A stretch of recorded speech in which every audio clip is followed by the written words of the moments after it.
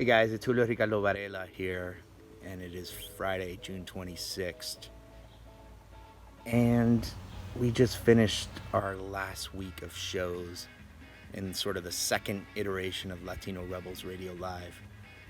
They were pretty fantastic.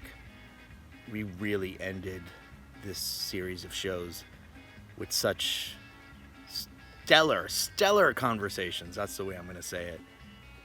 So we're going to share some of the clips that our director, Andrew Vasquez, has put together. But in the meantime, if you really like what you saw, just go to our Facebook, click on the playlist. We have about 43 shows from Season 1 and Season 2 together. And if you really like what you saw, and you really want us to be sort of this late-night alternative show, write to Futuro Media, futuromediagroup.org, write to latinorebels.com. Just click on the contact, say you liked it. There's also a donate button. We're a nonprofit organization founded by Maria Hinojosa. And if you want to chip in like $1 or $2 and put a note saying, hey, I love Latino Rebels Radio Live, where does this go next? That'll really help as we kind of pitch this show and try to make it a reality, try to make it something permanent for you all. So enjoy the clips, share the videos. We also have them on Instagram and on YouTube and on Twitter. And we will be back sooner than you think. Thanks for all the love, guys, all the support. So here are the highlights of the last week of Latino Rebels Radio Live Season 2. We're big fans of LA Taco, and thank you, first of all, for owning the story, because I've learned a lot about what you guys, what's going on with Andres Guardado through you guys. Can you, for the people that don't know, can you begin to tell the story first of Andres and what happened? And let's go there first, and then we can talk about the reaction.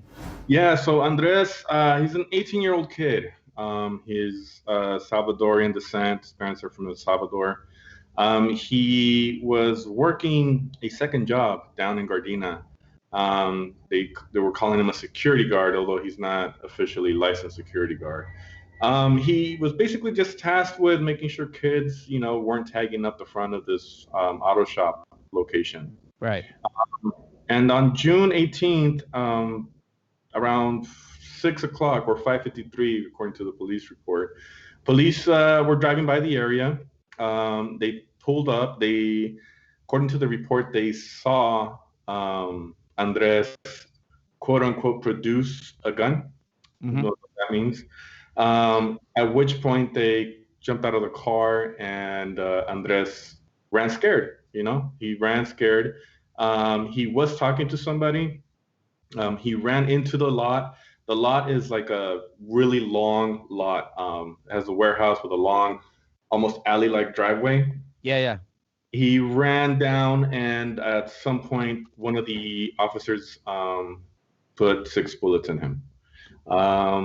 According to eyewitness accounts on there, the shop manager that I spoke with, he claims that Andres was speaking to 2 girls when that happened, and he saw the police rolled up, and he says the same thing. He ran scared. He claims that he had gone on his knees by the time he got to the end of the driveway, and put his hands behind his head, and that's when he heard. He said 7 shots. Police said at least 6. It was also corroborated with this lady who lived in an RV across the street. Mm-hmm. It was Georgina Laird. She claims to have known and had a relationship with Andres, because Andres would come over, bring him food and stuff, because her husband had medical issues, and he was always just kind of a kind kid that way. She said that she heard the police pull up. She said that when she turned around, Andres was gone from the front, and then she heard, according to the LA Times report, she heard the shots and very fast, like pa pa pa, and that's when Andres, yeah. We want to talk about the community reaction, and I actually want to bring on to the show Melina Bobadilla, who is our special correspondent, to bring you into this conversation, and then we'll go to Memo to talk. But you were there on Sunday. What did you see? What was the mood? It's been a really emotionally draining and honestly rage-filled past month or so.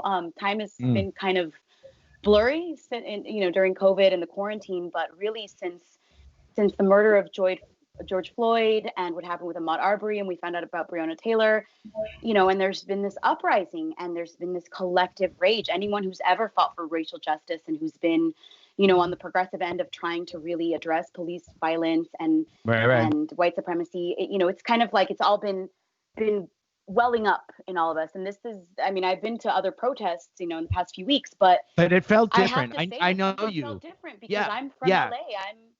Exactly. That's what I'm saying. Andres is my cousin. He looks exactly like I have 3 cousins, that are college age, and regardless, like I feel this rage, I feel this pain, like it's so I had to be out there.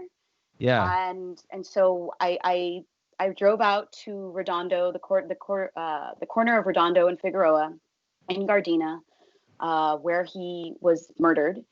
And as soon as I got off the freeway, I felt this overwhelming sense of like this nervousness, almost like this kind of like my heart started beating faster. And it's this sense that I can only describe as having been familiar when when I have to go to a funeral, where it's like you're kind of nervous and that at some point the tears are going to come out and you don't know if you're going to be able to stop them. So you have a lump in your throat.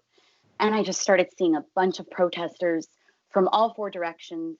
And that they were there. They all kind of had the same expression. They were walking fast, but it was somber. But it was this somber and there was an energy. There was a strong energy. What happened eventually? It was a peaceful protest, but then I see this tweet and police and what happened? What did you see, Memo? And then we'll ask Melina.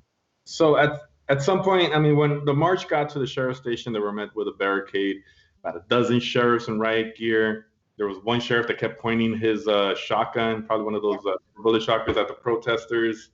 And it was heated. It was loud. People were banging. People were yelling. People were angry. At some point, after everybody left their emotions out, you had Cristobal and you had the cousin, Steven, speak. You also had 5 other mothers come through and basically tell the same story. They all had almost the exact same story of the way their sons were killed, the way the sheriffs handled the situation, and the problems they're still having with that. I spent a while on the phone, making a lot of phone calls. I got hung up on 5 times by the LA County Sheriff's Department. Anytime I started bringing up the fact that they used excessive force on the protesters, that was just the intro, right? Like I got a lot of beef.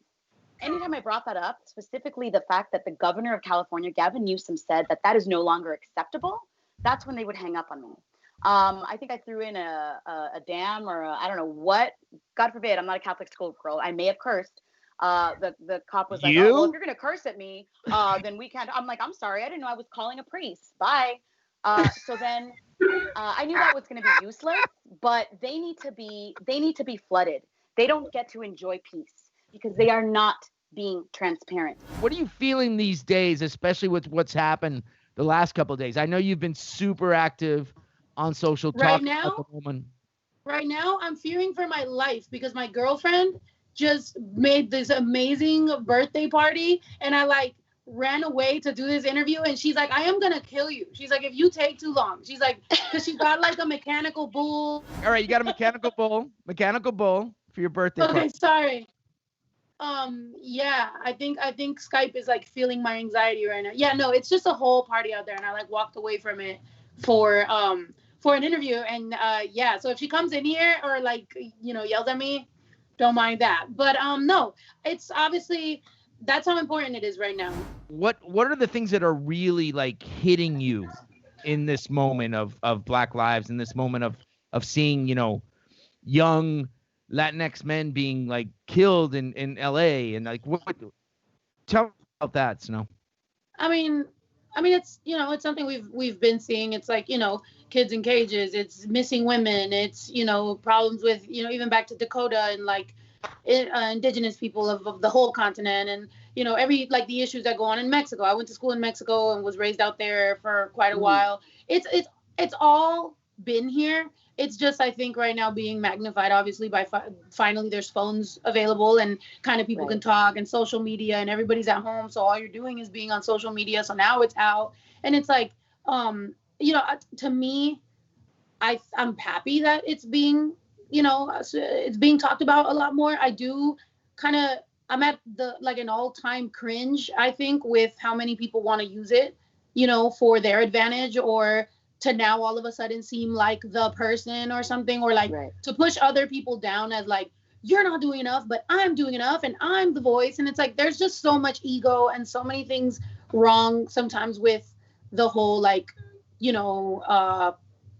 not even just industry. I think even the social media activists, I mean, just everything, oh my God, there she is. No, I'm just joking. No, you mentioned something that really jumps out that I thought when you were saying, and I think a lot of people don't really internalize it. And can you speak more about just being true to yourself as an artist? Because I feel like as a community, we're not, generationally or with younger people in our community, we don't tell them just be you, because there's so many things coming their way, especially now. So how do you begin to how does that push you creatively? Because what I heard, what you just said was this is my shot. I'm just going to come up, speak from the heart, and boom, I delivered, and feel fucking proud of that too. So how do you because we're told to be humble, right? Yeah. Mijo, don't rock the boat, mija. Don't. Yeah. So how do you begin to push through that to your audience?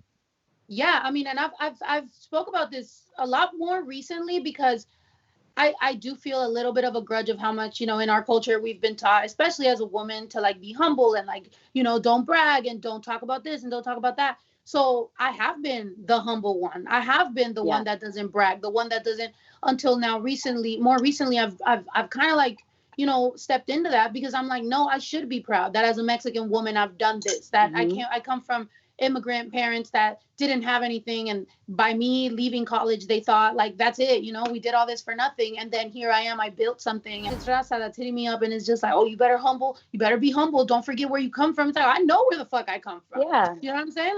Just because I don't forget where I come from. Yeah, one of the things you say that I love is, we're America's ghostwriters, the credits only borrowed. And I think that speaks to this idea of the silencing and this idea of being humble. So what does that verse mean to you? What does that mean, that we're America's ghostwriters? Yeah, I mean, I meant that, because I feel like I've ghostwritten for, a couple lines or something, and people forget. People will literally be in a room with me, talk to me like they'll tell me their hardest lines, if I didn't write it, and I'm looking at them you know what I'm saying? Even you forgot I wrote that, So it's that's weird. And that's the same sentiment when it comes to Mexicans, to me, or immigrants, and everybody, indigenous people. There's just so much silencing with all this, like you said, that I had to speak on it. Also, Peter Piper claimed he picked him. He just underpaid Pablo. Yes. That was a way of making it relatable to people and simple enough to the point where, but also kind of say something Peter Piper claimed he picked him, but he underpaid Pablo. Yeah, but you know me, Pablo did the work. But this is where I'm gonna get really deep hip hop head, because I'm the older one of the bunch. Because Peter Piper is one of my favorite hip hop songs ever. So when I heard that line, I thought I was it's a Run DMC song, and the way you did it, and I was just I just got very hip hop nerdy when I heard that the first time. It's I've never been one to just go with whatever everybody's saying or with whatever's popular right now, so it's gonna give me the likes. I've said things because I'm genuine, and I think at the end of the day, in this age of the internet, everything will live on. So God forbid if something ever happens to me, there will be a track record of who I was as a person, and that's it. That's what matters. You'll know who Snow the Product was through that. And at the end of the day, as a 15-year-old, depressed, anxiety-ridden, LGBT queer girl growing up, in California, all I wanted to do was matter. That's all. All I wanted to do was not die and nobody know my story. So at the end of the day, all that matters is representing it as best as I can. And a lot of times I do it in a very fun way, bilingüe. Sometimes I do it in a way like immigrants, sometimes despierta. But at the end of the day, as long as it's honest, I feel it'll connect with the right people, and that's it. Hello, Melina. Hello, Julio, Ricardo. I know I haven't done Camilo Sesto in a long time, so I'm going to do it because this is the last show. And I know that you were named after the famous Camilo Sesto song. Right. So here we go. Let me introduce you again. Na na na na na na na na na, Melina. I I just want to bring in and welcome the amazing Aida Rodriguez, who is an actor, a comedian, a writer, an activist, just an all-around fuerza de mujer. Thank you for making time to talk with us tonight, Aida. Thank you. I wasn't doing anything. So I for taking me off my couch and potentially going down the slope of watching the news. Comedy is something that I've always wanted to do. Being an artist is something that I've always wanted to do. I wanted to create television. I wanted to create movies and create worlds of that reflect people who look like us, sound like us, feel like us, right? And, you know, I've always been an activist. I've been, you know, and I hate to say that word activist because I think it's corny because it's been mainstream now. So everyone says, I'm an actor and I'm an activist. You know, I have a shirt. I have hashtags. You know, I always grew up with this awareness because you'll see in my new special, I have this new jokes about a lot of stuff about colonization because I'm focusing on that, is that Latino families, they have Puerto Rican families a lot, they have children that all look like different nationalities because of the blood, right? All the blood. Yeah. And they all have un chino, like they say, because in Latino, to Latinos, anybody who's Asian is chino. Like they don't know how to differentiate between the Asians. But we always have the Asian looking, and then there's the black one, and there's the halal, all the code words that we have for blackness and Latin culture, because we're afraid to say the word black or like it's something bad. Right.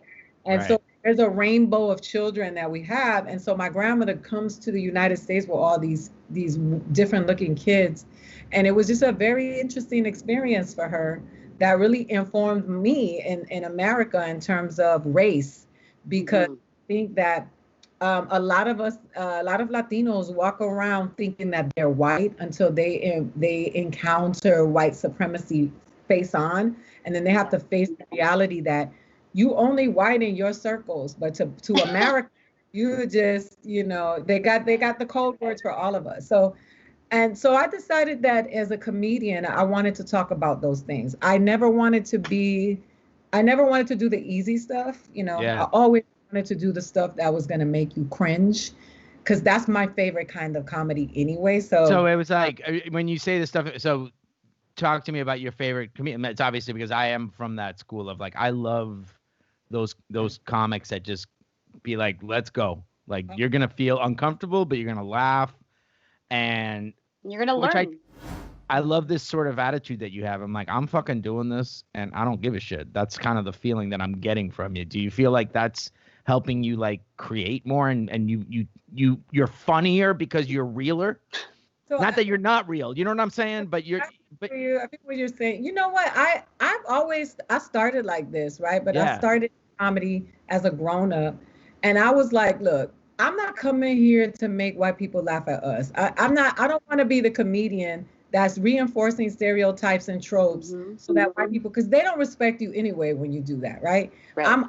That's not who I am. I'm not gonna shuck and jive for anybody. I'm not gonna reinforce stereotypes. I'm not gonna go, whoa, I got 7 kids from 5, you know, I'm not doing that. So I made a decision that if I was going to do it, I was going to do it my way. And I've never changed. If you go back to the footage from when I started doing stand-up, it's always been uncomfortable. It's always been who I am.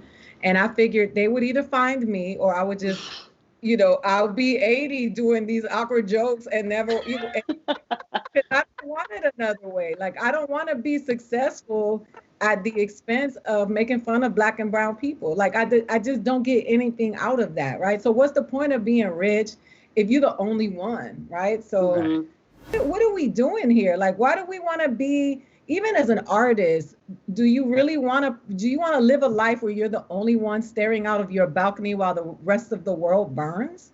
You know what I'm saying? So, I mean, I think art and activism are connected. And if you are an artist and you are compelled to, you know, to speak to what's around you, then you got to feel about what's around you. The personal is political, always. And especially when you are a woman, when you're a Black, Latina, Indigenous, when you're a person of color, like, we don't get that choice to be like, I don't really like to get political. Like that's not an option. That's privilege, right? That's a luxury. I love that voice, Melina. What is that? You know, I don't like to get. When I say things like that, I have to get into my Becky voice. It just happens. But you know, I love yeah.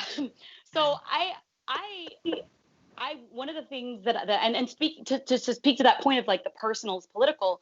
One of the things that I love about your work is that you start from a very honest place. You start from the self, and in your Netflix special, that is you know the Tiffany Haddish's They Ready. I love that you talk about like, yeah, my mom's side is Puerto Rican, my dad's side is Dominican, my stepdad was Cuban, and you use that to enter into this moment of truth, like, and Latinos are racist. Yeah. So brilliant. And that is something that we know, that we've lived through, what we experience with our family, with our community. When I talk about Latinos being racist, and then I say further beyond that, the only ones who get to be racist are the white ones, right? Because now when you're talking about people of color, you're talking about them being anti-Black, some people, because a Black Latino doesn't get to be racist because they're not. They can't be racist because they don't have power. You know, they're not in the positions of power. Yeah. People. They're not in the dominant group. No. Period. You know, it was received well, and then I had certain people that were very angry with me. When you love somebody, if you can't be real about them, Right. then that's not real. It's not love. It's not love. It's not real love if you can't, like, the best relationships in the world are when you have to be honest with someone that you love, because that's I feel you. I feel you with that. That's why the people who blindly support Donald Trump, I don't respect, because those are the What a transition. I love it. No, and go with me here, because when I hear people say, you know, they roll with everything that he does, then that lets me know you don't love him, you worship him. Because if you loved him, then you would be able to say, this is not okay, that is not okay. I mean, you know how hard it was for Black people to be able to say, Obama failed us here, Obama did this, the first Black president. And still, so many Black people were able to say, he failed us in this place, he didn't do this. Because you can't love somebody if you can't tell the truth about them. And I'm not people, but we have some severe issues. They are rooted in divide and conquer. Colonialism and colonization has had its clutches, its fingernails in us from the beginning. And now we're dealing with the ugliness, having to face it and deal with it. Guys, we love you. We will be back. I need to take a vacation. I'm telling you, we will be back. I want to keep going, but I'm going to have another tequila. I love you guys a lot. We'll be back. Melina, abrazos. And abrazos. Latino Rebels Radio Live signing off for now, but we'll be back soon. Stay safe, y'all. We love you. Adios. Bye, y'all.